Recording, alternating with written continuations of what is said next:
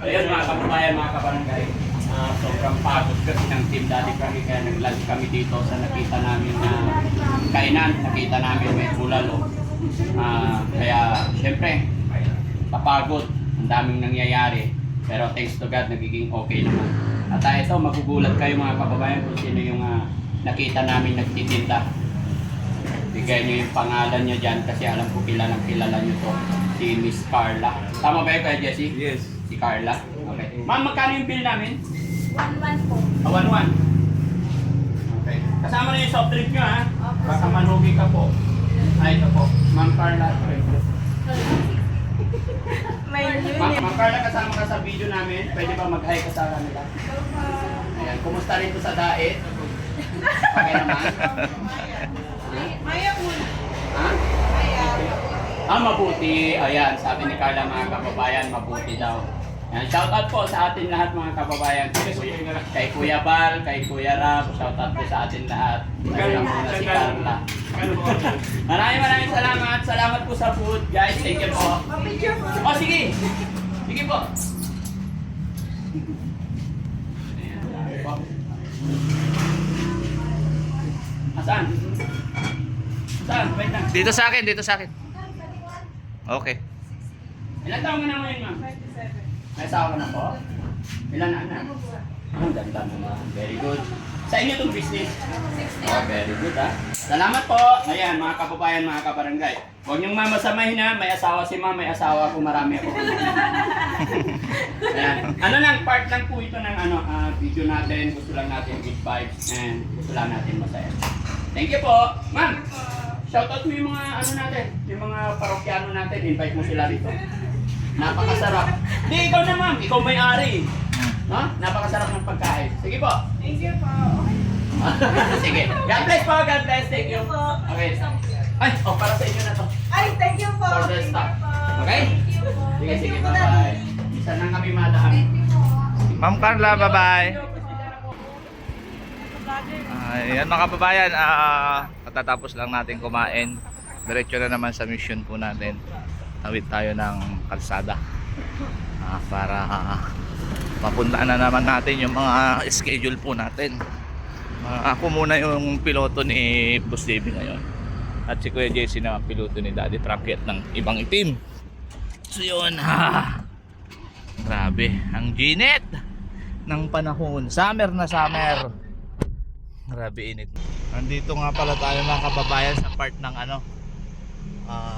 Tarlac. Tayo ngayon. Sobrang init. Nakakapaso ang init. So ganun talaga, rain or shine. Wala po tayong dyan. Inaatrasan. Makatulong lang sa ating mga kababayan. Diba? Dito tayo magmanewra sa loob. Kahit sa dyan.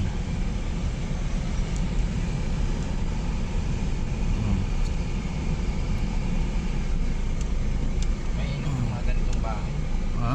Mainit yung mga ganitong bahay. Kasi ito pa rin pag may second floor, no? Yes.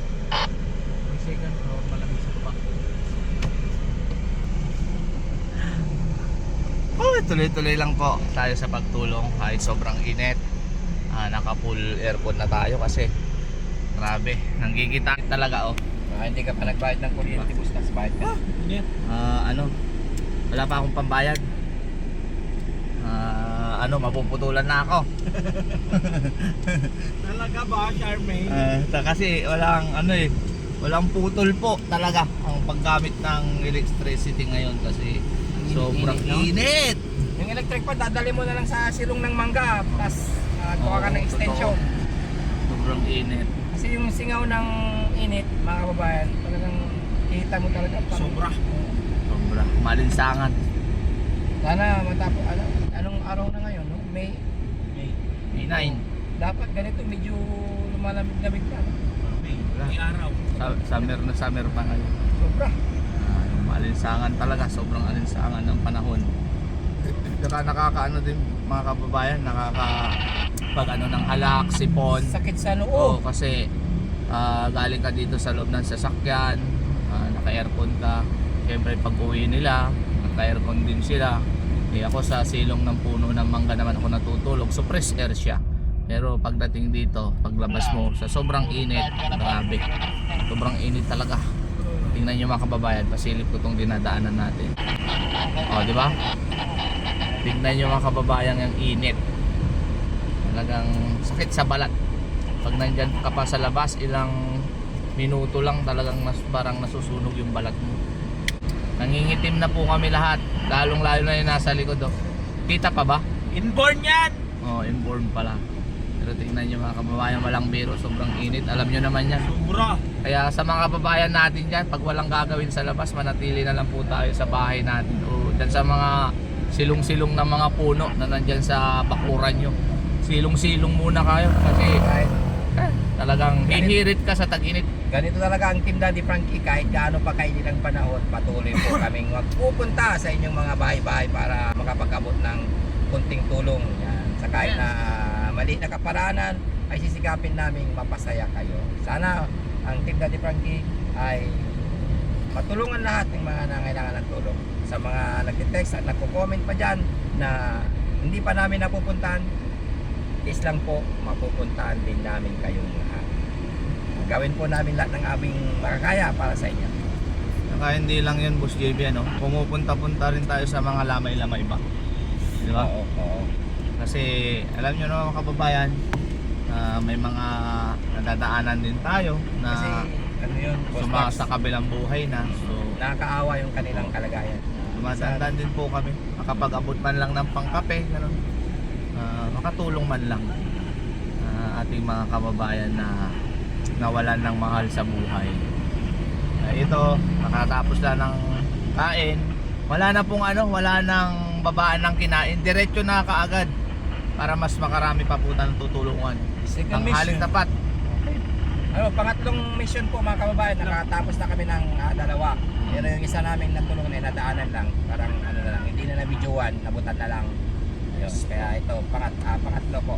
Tutusin pang-apat na po, pero alas 12 na. Meron pa tayong 4 sa araw na to. Bali 8 po ang naka-schedule ngayong araw na to na pupuntahan ng Team Daddy Frankie. Kaya abang-abang lang mga kababayan. Time check. 12. Yan o. 12 mga kababayan ang oras natin.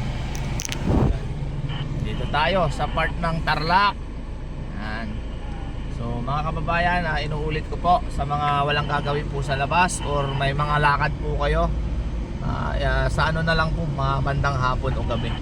Kasi talaga pag nandiyan ka sa labas, baka may stroke ka.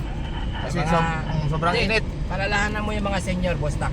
Yun, lalong-lalo na mga kababayan, no, sa mga senior citizen po natin. Kung may mga po kayo, utusin nyo na lang yung mga apo. Kasi grabe, sobrang init. Maglagay ng tubig dyan sa inyong tabi. Yan.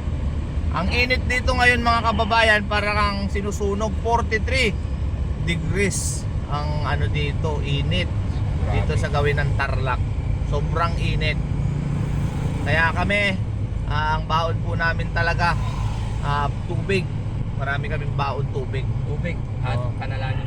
At palalangin. Kasi kailangan, bago po tayo umalis at habang nasa daan po tayo, kailangan mag-break para sa kaligtasan natin, walang mangyaring sakuna sa ating daraanan.